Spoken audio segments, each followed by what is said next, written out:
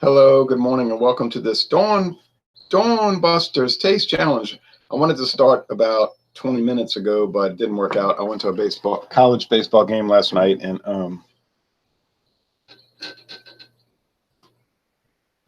southeastern Louisiana in particular, to be specific, against McNeese State. Luckily, happily, we won 4-3. Have to read the story later. It wasn't in the paper, just the score. I'll read the game, but I was at the game. But anyway, so things got pushed back because of getting home later and all of that. We have Heir to the Throne, the mysterious Heir to the Throne, which no viewer has ever commented upon except to say something like, the label's unusual, or I'd like to try it, but no one's ever said, oh yeah, I've had that before. I know about it. So you say, show me a rare whiskey. Here's a rare one. It's kind of so-so in the taste, but it's hard to find. Going up against one that's not rare, although it's called Rich and Rare Reserve, it's not rare. You can find it all around.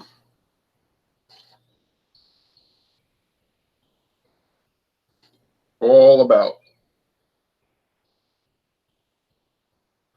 And the Whiskey Scout was showing me another bottle for a different brand that is used. In other words, I'm sorry, a different brand using the same bottle. I'll get it right. Beautiful bottle with a fancy plastic cap. All right, gold encrusted, gold leaf. Fancy cap. All right, which is gonna win? I don't know. I got the Rich and Rare Reserve on discount on sale for $9.99.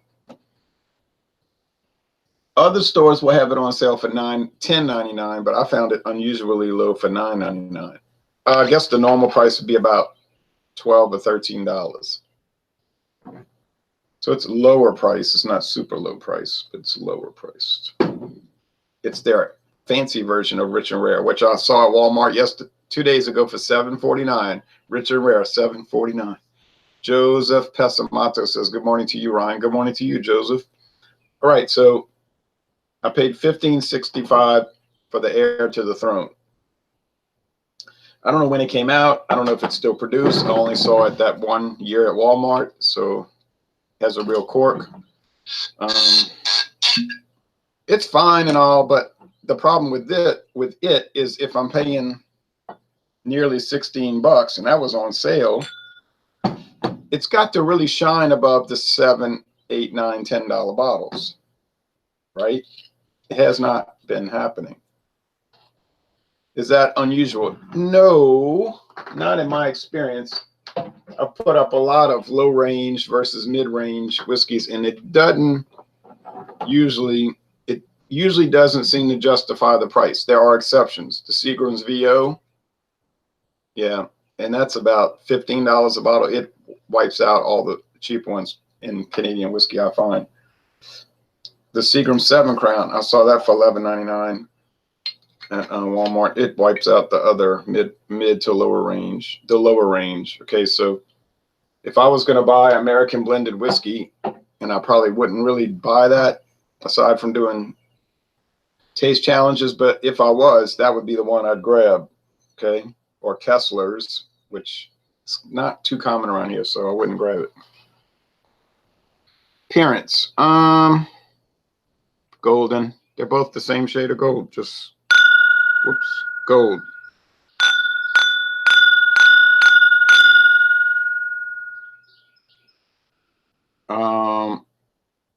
I see that the Heir to the Throne has a lot more sediment in there, suspended sediment, which I'm thinking could be refuse from the cork.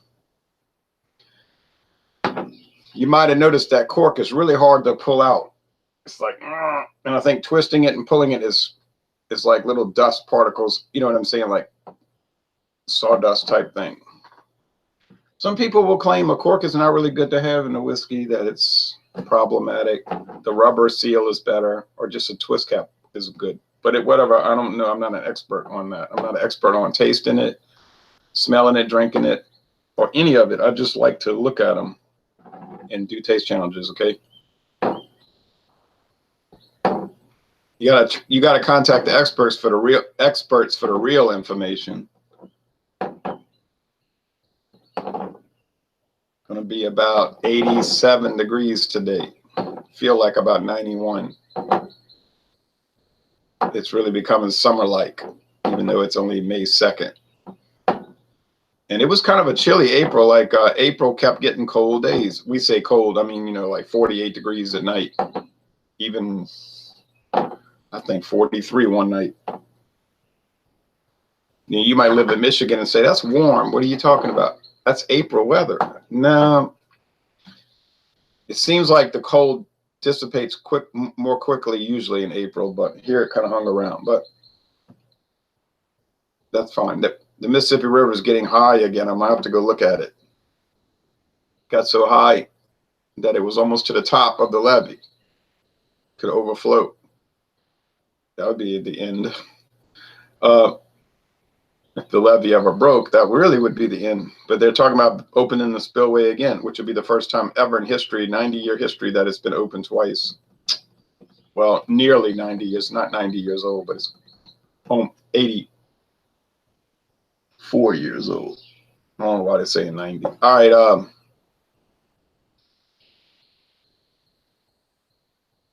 lot of rain up north and a lot of cold weather. Cold, cold, cold, snow, snow, snow. You say that's global warming. Oh, we don't call it global warming anymore. No, no, no, no, no, no. Remember about 15 years ago, on a dime, like overnight, all the media outlets suddenly started saying climate change. And I said, seems almost coordinated the way that happened. I think the problem with global warming is that people weren't noticing a whole lot of warmth. And then they were saying their best scenario in their mind to bring in the new socialist new world was that in the next 100 years, this whole world could warm up to 1 degree, cool, warmer. 1 degree, it's over. We got 12 years left to live, or so, whatever. To save the world, all you have to do is give up all your freedom. But I've watched enough science fiction movies to know what these people are all about. You ever notice the old science fiction movies were about some nefarious cabal, some nefarious group of plotters trying to trick everybody so they could have control, you know. Soylent Green is people and all of that. was a reflection of how they felt the real world worked. Sotoli Tober says, now Democrats are calling it climate chaos. I don't like to use the party terms like Democrat and Republican because that can blur the picture. Actually, that confuses the picture.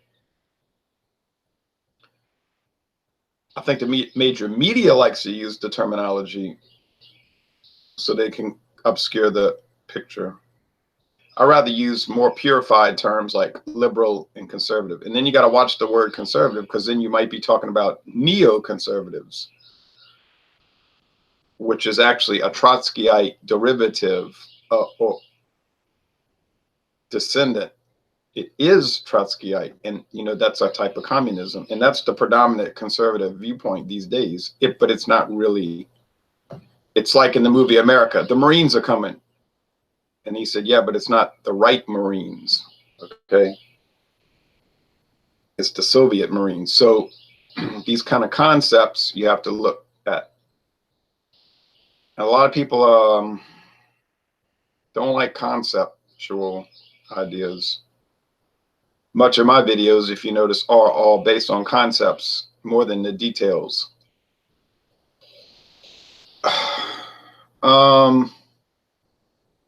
It's good to say all these things because it delays me smelling it, lets the whiskey breathe. Morning, Ron, says Jeremy. Morning to you. Hope you have a good day. I want to get to the store soon.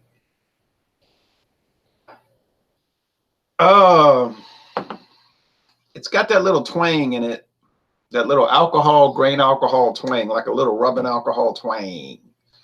It's making me think Heir to the Throne. Heir to the Throne comes across real nice, but at the very end, it's kind of like a little tweak that's sort of an imperfection. It isn't glaring, but it's there, and it's a tip-off, and it probably is the reason that it, well, no, that's probably not the reason it didn't sell. The reason it didn't sell is because nobody knew what it was, and it received 0 promotion, and I don't even know why they had it on the shelf. Now, this has that fuller nose, but it's not the flavored. It's not the Sazerac Buffalo Trace Barton nose. You know, that flavoring, Canadian whiskey flavoring. It's there, but it's so subdued. It's almost like with Rich and Rare, what they did, Rich and Rare Reserve. It's almost like in 2010, it was introduced in 2010. It might have been 2011, but I know it was no earlier than 2010. It was no later than 2011. This I do know. But it's like they took regular Rich and Rare and they said, let's cut the flavorings in half. And then we'll age the whiskey a year longer. It's like they cut the percentage of flavorings in half. It might have been 9%. They cut it to 4.5% of the volume. And instead of aging it 3 years, maybe they age it 4. I'm not detecting a major difference between Rich and Rare Reserve and Rich and Rare, but there is a difference, and you can see why they charge more. But I don't think it's a whole lot of a change. All right, I'm ready to do the tasting. Enough of the talk about the concepts.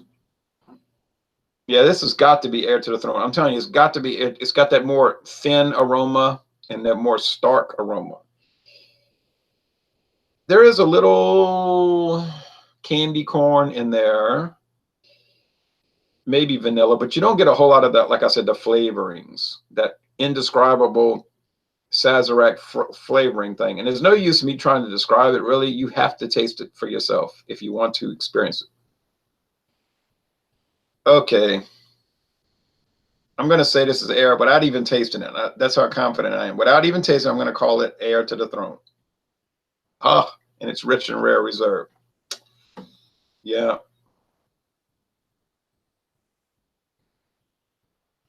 Let's taste it. Okay, well, I took the risk.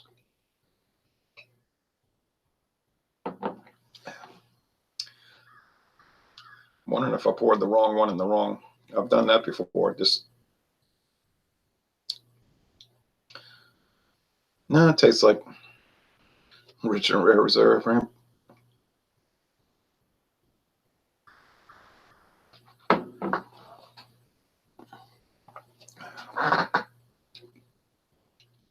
Oh, okay.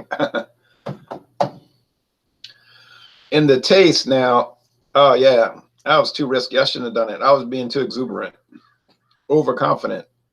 A common problem for people on this planet.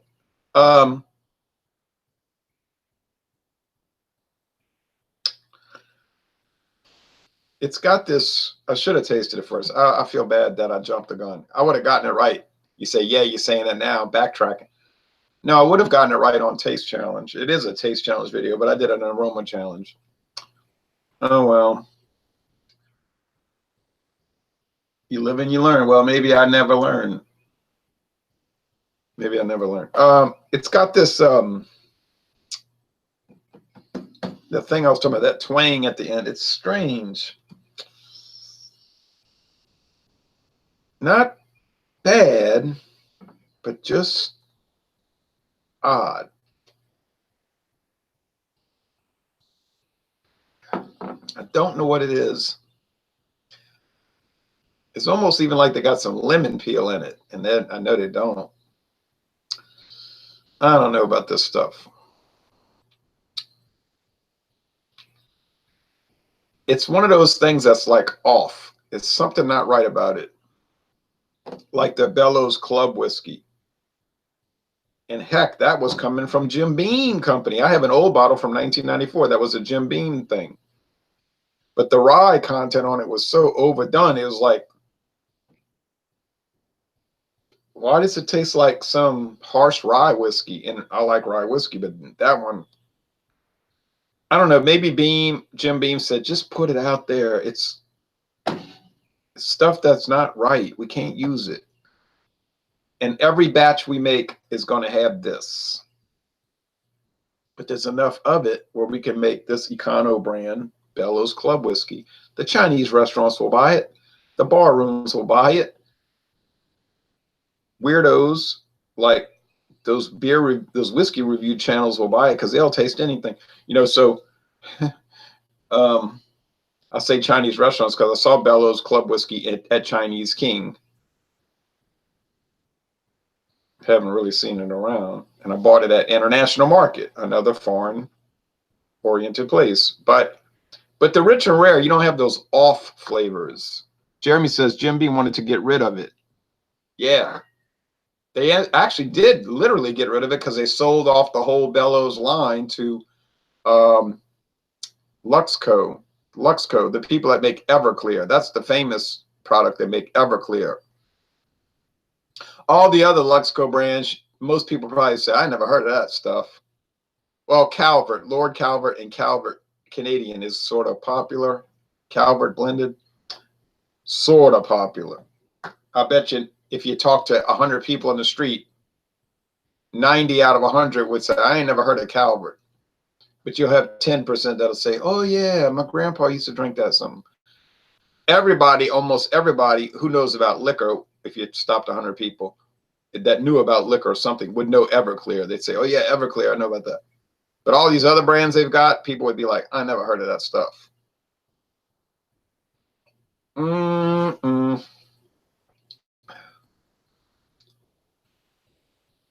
That candy corn is really coming in, that confectioner's sugar.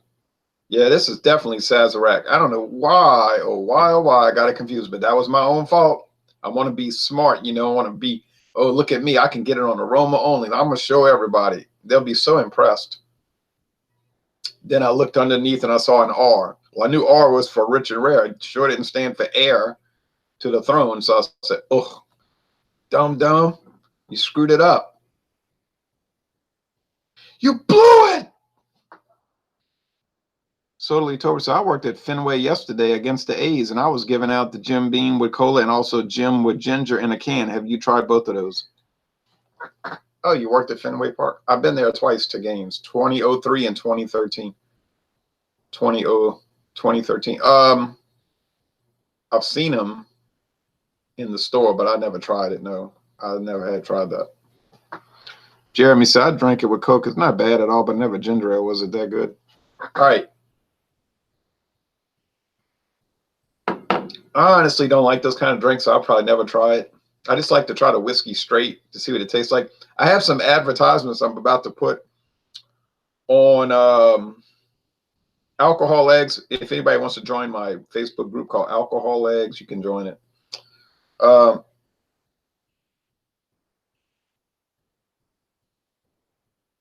There were some advertisements 35 to 40 years ago from Bacardi rum saying Bacardi is a great mixer because it tastes great unmixed. In other words, the whole magazine article was about how you should drink Bacardi neat, straight, with nothing. Just drink it out the bottle, I mean, in a glass, and get a taste for it. Then you'll see why it mixes so well, because on its own, it tastes so good. They were saying that about Bacardi. It tastes good on its own, so you know it's going to make a good mixed drink. And Bacardi's advertising was saying you're not going to find that is the case with many other rums. On their own, they'll taste horrible, but you mix them with all this other stuff, and it'll mask the flavor. And I believe that's true for Castillo Gold, another one of their brands, a cheaper brand. So, but these drinks, it's the same. Like Rich and Rare Reserve on its own tastes pretty good. Like you would buy it and just drink it, but it would make good mixed drinks, I'm sure.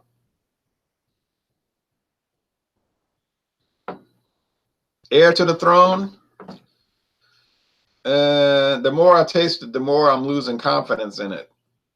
It's presenting more and more strange-alities. You know what I'm saying? Unusualities. When I run out of it, will I miss it? No. I ain't gonna miss it. You know what I think that twang is at the end? I'm starting to get a handle on it though. I think it's rye. I think it has an unusually high rye content,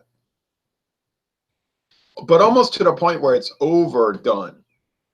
It's like crossing over. It's like losing its identity as a Canadian whiskey, and it's becoming almost like a Canadian rye whiskey instead of the blended, the stereotypical blended. It's an I wish you could try it, Joe, just to see if you're agreeing with what I'm saying. It's like Bellows Club whiskey. I say this stuff is not club. This is not blended whiskey. This is some kind of harsh rye whiskey. And I don't mind. I keep saying I don't mind rye whiskey if it's what it is. Like Sazerac rye, shoot, I could drink that every day for the rest of my life. I wouldn't get tired of that. I drank that whole bottle. It was some dynamite stuff. Thank you, Sonia. Hey, Sonia, you gave me the bottle of Sazerac rye because you said you would. Somebody gave it to her, and she was like, "I'm never going to drink that stuff." She gave it to me unopened. Well, of course, that was the end of that bottle.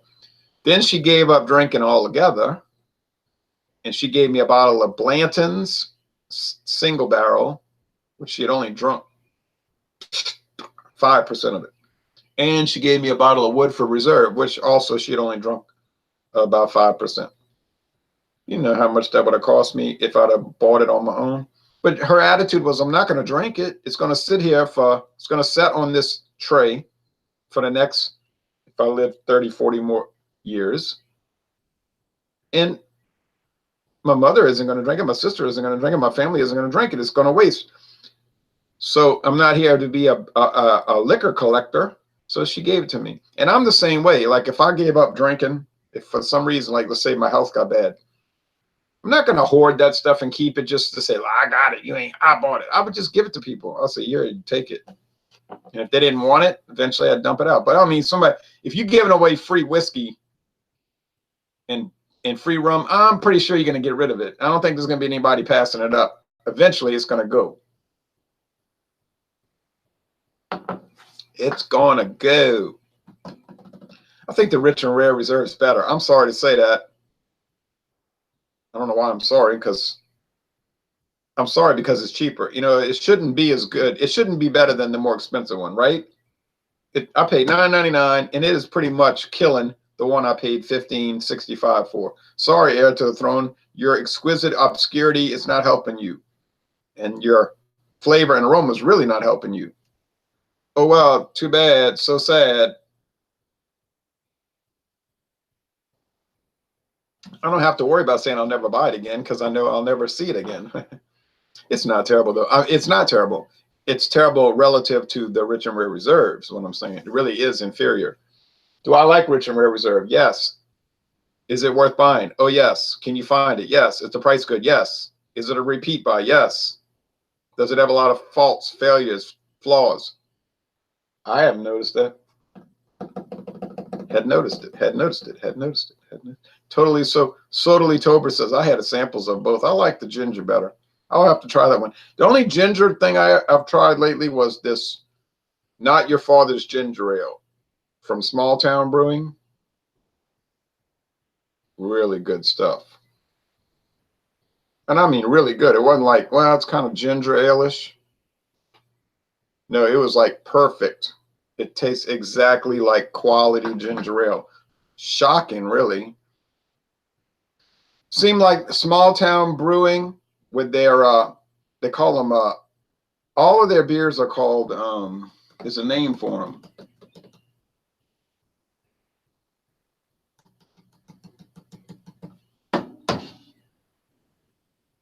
Gruits. All their gruits are fancy word for flavored beer. All their gruits are great for what that is.